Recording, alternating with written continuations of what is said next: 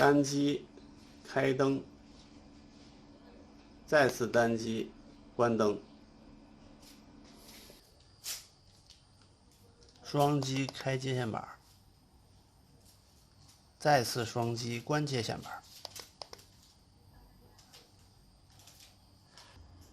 长按小米按钮开 NAS。同样呢，长按它也可以把 NAS 关闭，但是这个 NAS 启动的时间比较慢，所以呢，就不给大家演示长按关 NAS 了。大家好，这里是 IT Commander。之前呢，我给大家做了一期节目，是用这个 CC2531的芯片制作一个我们 Zigbee 的网关。这个网关呢，可以接入一些 Zigbee 的设备，比如说一些小米的门窗传感器啊，或者是小米的无线开关啊，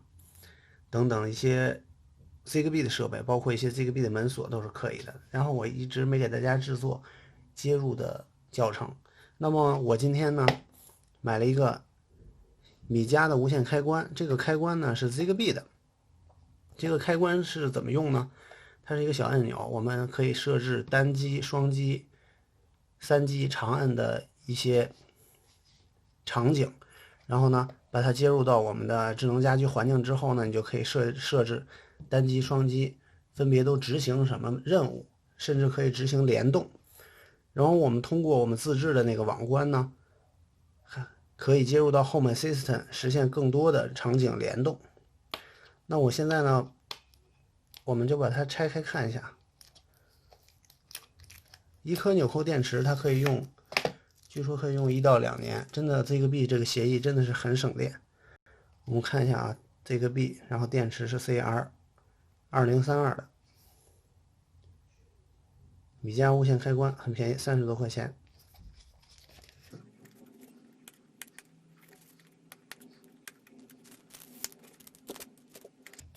好，打开，然后这有一个说明书。说明书也没什么用了，因为我们是需要把它接入到自制的网关。自制的网关呢，不需要接入到小米的网关，我们就不需要这个说明书了。我们看一下这个按钮啊，也不是很小，也还可以，我们按着手感也是不错的。然后下面也是有一个背胶，双面胶，我们可以把它粘到墙上，或者是粘到其他任何你想粘的位置。然后这还有一个针孔的按钮，我们可以把，这应该是配对用的，我们应该拿一个针捅进去，可以实现配对过程或者怎样。一会儿我们看一下，研究一下。然后它还提供了一个备用的背胶，跟我们之前门窗传感器一样，也是提供了一个备用的背胶，双面胶。还是很贴心的。如果你把这个粘到了某一个位置上，你想挪一下，还是有备用的背胶可以用。好，那我们现在呢，就看一下如何把这个小米按钮通过我们的 CC2531的自制网关接入到我们的 Home Assistant。那么我们呢，这期节目用这个树莓派来给大家演示。这个就是之前我们说的 CC2531那个 USB 的芯片。然后我这个树莓派呢是树莓派3B 加，这里边呢安装的是我提供的树莓派64位的 Docker 版的 Home Assistant 的镜像。这里边呢集成了一个容器，这个容器的名字叫 Zigbee to MQTT， 是用来支持我们这个 CC2531芯片的。它呢是可以把这个 Zigbee 的信号转换为 MQTT 的信号，这样呢就可以实现小米按钮发射出来的 Zigbee 信号，然后发射到这个芯片接收到之后呢，送到那个容器处理，容器呢再把这个信号转为 MQTT 协议，送到我们的 Home Assistant 里，再经过我们的处理，就可以显示到我们的 Home Assistant 里，然后实现一个联动了。这个小米按钮呢，在官方的 APP 上面好像是只是支持单击、双击、长按，三击支持不支持我就不知道了。但是如果我们使用 Home Assistant CC2531这种形式呢，它支持单击、双击、3击、4击和5击以上加长按，一共是6种方式，也就是说我们可以控制6种设备的开和关。它呢本身就是无线开关，所以它只能控制我们 Home Assistant 里面的开关类型，所有的开关类型。当然了，开关类型包括一些网络唤醒也是可以的。所以大家在节目的前面是可以看到我用这个小米按钮唤醒了我的 NAS。好，那我们呢回到电脑端看一下，我们打开我这个固件，我这个固件呢有一个 Portner 的一个面板，我们看有一个容器的名字叫 Zigbee to MQTT， 我们点一下右边这个 Console。如果你是其他形式安装的 Zigbee to MQTT 呢，登录到你的设备上，飞讯 N1 或者是树莓派，然后呢，你也可以用命令行的方式，来查看这个日志。好，那我们用这个容器的方式已经登录进这个 Zigbee to MQTT 的容器了。那么我们先看一下它的日志的位置在哪里。我们用 ls 看一下，当前目录下呢有一个 configuration 点 YAML 文件，这个 configuration 点 YAML 并不是我们 Home Assistant 的 configuration 点 YAML， 它是这个 Zigbee to MQTT 的 configuration 点 YAML。我们呢在配置这个 Zigbee to MQTT 的时候是需要去配置这个文件的。那么我们现在不需要看这个文件，因为默认呢它是已经开放了配置自动加入 Zigbee 设备的。我们用 cat 命令看一下这个文件。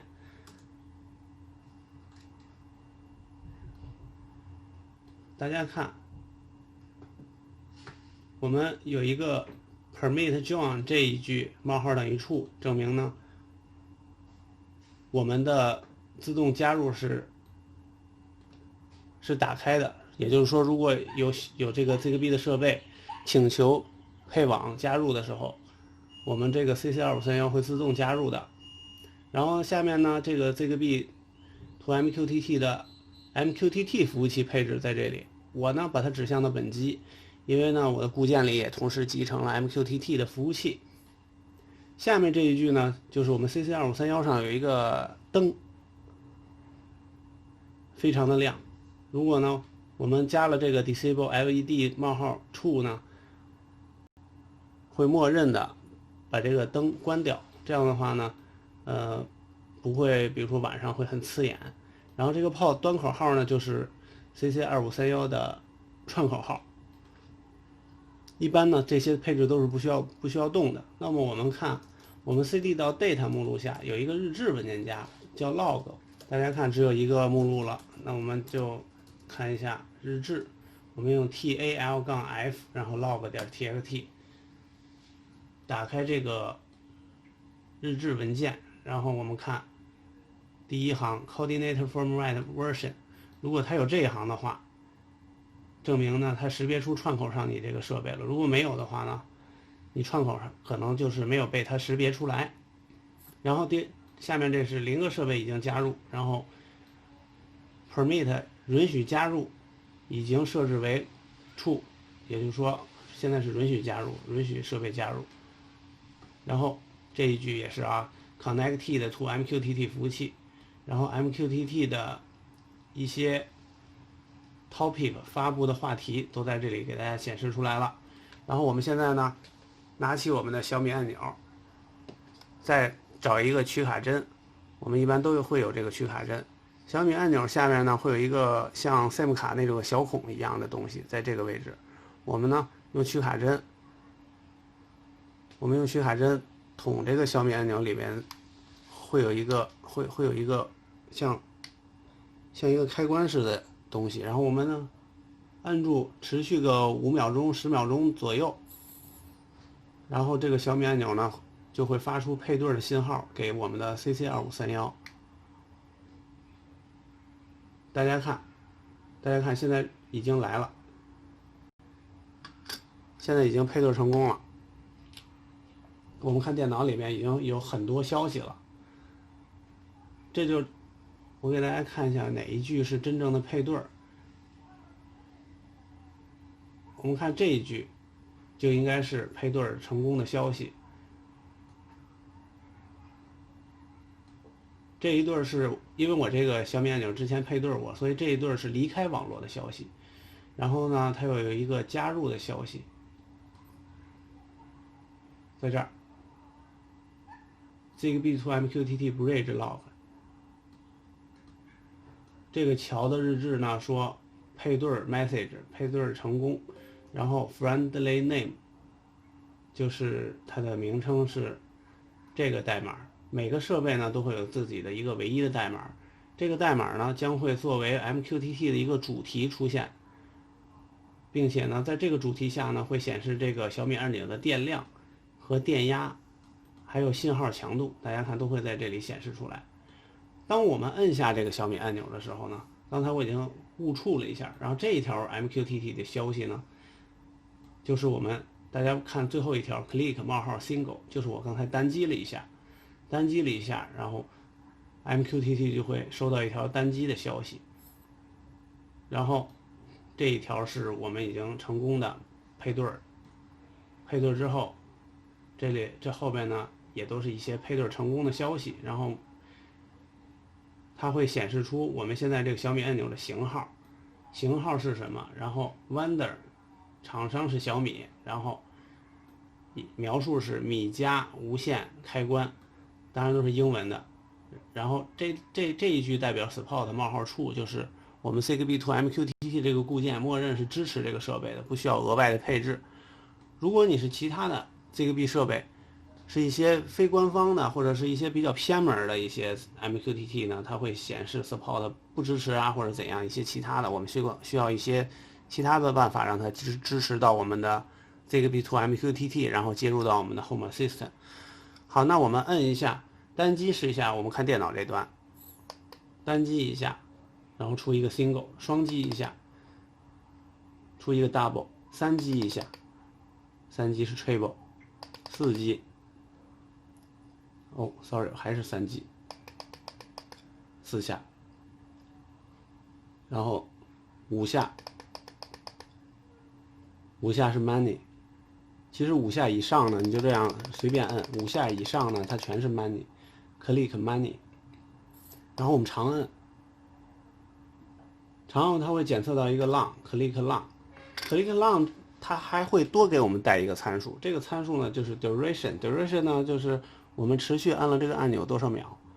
我们也可以用这个 duration 呢来做一个细化的触发，如果你能记得住的话呢，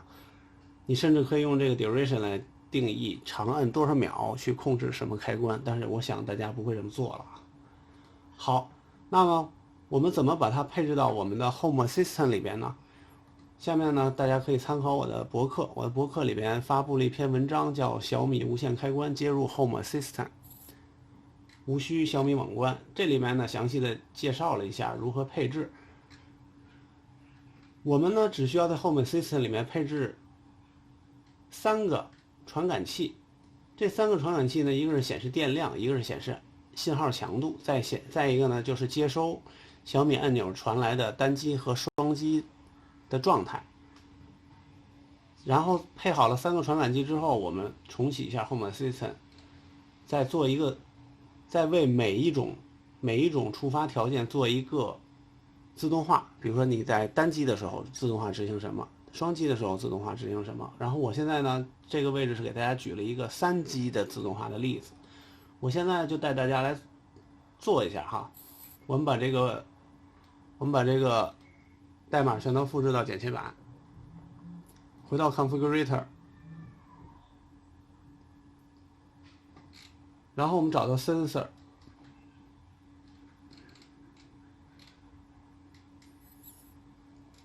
大家看 Sensor 在这儿，然后呢 Sensor 下面只有一个 Platform， 是我之前添加固件里面集成的一个世界时钟。我们在 Sensor 的下面呢按回车，把刚才的代码呢全都粘贴进来，然后我们看一下啊，压秒文件的格式不能有错。然后 sensor 这个 sensor 呢这块要去掉，因为我们上面有一个 sensor， 这个 sensor 的大类呢不能重复。这样呢，我们保证有一个 sensor， 并且这个 sensor 可以折叠的哈。我们点这个箭头折叠之后，我们在其他位置再看不到第二个 sensor 就对了。这个 sensor 下面有4个传感器，时间，然后3个 MQTT 的，然后我们点击红色的保存，保存之后呢，我们要重启一下我们的 Home Assistant， 重新启动。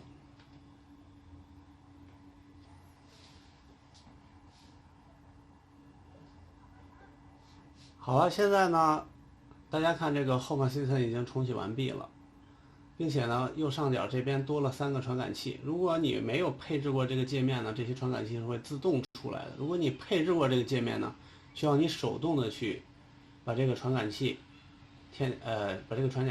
加到你这个界面里边，然后你只需要点右上角这个配置界面，就可以进行一个界面的配置。那么现在我们看哈，这个小米按钮的信号强度和电量，包括小米按钮的状态，都是没有状态的。现在，为什么呢？因为我们这个小米按钮跟我们的 Zigbee 的 CC2531通讯呢是1个小时通讯一次，1个小时通讯一次呢，它会发一个它自己的状态给 CC2531，这个状态 CC2531收到之后，才会在我们的 Home Assistant 上显示。如果呢，我们着急的话呢，可以按一下按钮。大家看，我按一下这个按钮，我们看网页上马上就会出现我们想要的这些值了。信号强度181，这个值呢越大，证明信号强度越好；越小，证明信号强度越弱。电钮的这个按钮的电量呢，我就不用说了，100%嘛，就是满的。大家看这个小米按钮的状态 ，single 这块呢，那就是我刚才的单击。我在双击下哈，它就会变成 double， 3击呢变成 triple， 信号强度也变了一下哈。其实这个无所谓。我呢再回到博客，带大家看一下哈，这个自动化，我给大家举一个例子啊，这个例子也是举1反3，后面可以大家自己去做了。我们回到配置里边。配置里有一个自动化，我们点击进去，右下角有个加号，我们点击加号。他说是不是通过向导？那我们不用了啊，我们直接新建一个自动化。这个新建一个自动化，我们可以叫它单击。描述单击小米按钮。触发条件呢，就是状态，触发条件选状态。我们在状态实体里边选择刚才我们添加的小米按钮，小米按钮的状态变为 single， 然后剩下的不要动哈。变为 single 之后呢，我们触发什么呢？调用一个服务，调用服务，我们比如说打开一个开关吧，因为小米开关呢，本身它是控制开关的，我们选这个 switch，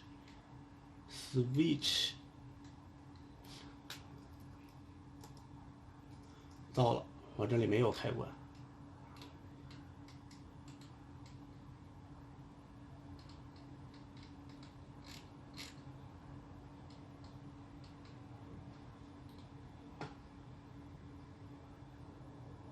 那没关系，我先把它保存一下。随便选一个，我们先添加一个测试的开关吧。好，那我刚才呢花了一点时间，配了几个 template 的开关，虚拟的开关，因为我这个测试平台呢没有真实的开关，所以我现在配了几个 template， 给大家做这个自动化的演示。我们再回到设置的自动化里边，继续刚才我们的那个自动化配置。我们点击编辑之后进来，刚才说了，我们的状态从小米按钮这个状态变为 single， 然后调用我们的开关，我们找到 switch，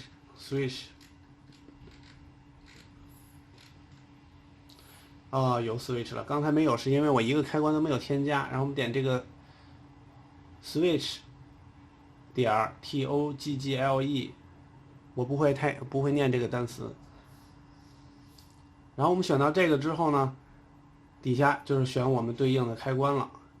我们比如说我们选中插座1，就这个自动化呢就证明我们单击小米按钮的时候会触发一下我们的插座1。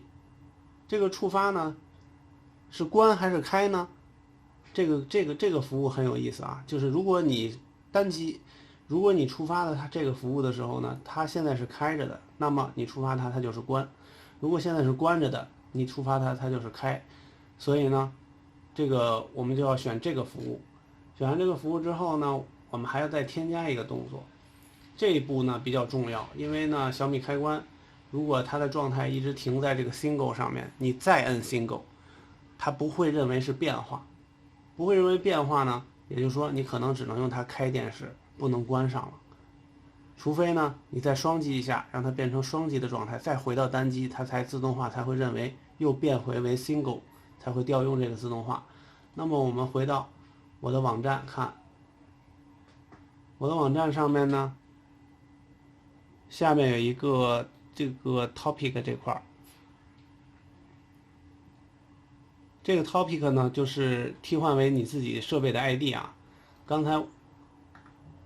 我们在这个 Partner 里边看，这个 topic 呢，就是我们小米按钮的 topic， 我们要把这个 topic 记下来 ，copy 复制下来。我们点击调用服务，添加一个动作是调用服务，然后调用什么服务呢 ？MQTT 的。MQTT 点 publish，MQTT 点 publish， 然后 data 这块呢，我们把这块整个复制下来，把这个位置复制下来。我们其实看这个自动化呢，也是很简单的哈，上面就是名字，然后触发的状态，我这边举例是 Treble。然后这 action 呢是调用这个 switch 点这个 toggle， 然后 data 呢就是 mqtt 点 publish。我们把服务数据填到这里，大家注意这个 YAML 格式比较敏感的啊，我们格式一定要对。左边这个大家看1和2旁边的这个杠杆要变成蓝色的才是正常的状态。然后我们点击一下保存，这个时候我们就可以用它开关。单击的情况下开关我们的某一个开关了。好了，这个就是给大家举例如何新建这个自动化，然后我们要给每一个状态建一个触发条件，建一个这个触发的状态。这个就是一个 single 的举例，然后我们退出去保存之后呢，去建立下一个 double， 再建 treble， 然后 long、many 都建好之后呢，你就可以使用这个小米按钮来调用我们 Home Assistant 里的开关了。然后呢，后面不要忘记这个 MQTT 点 publish， 这个位置是比较重要的，因为它要保持一个状态的话，需要把按钮执行完毕之后呢，推送一个 none 的状态。好，那本期节目就给大家介绍到这里，希望这期节目对大家有帮助，谢谢大家收看，我们下期节目再见。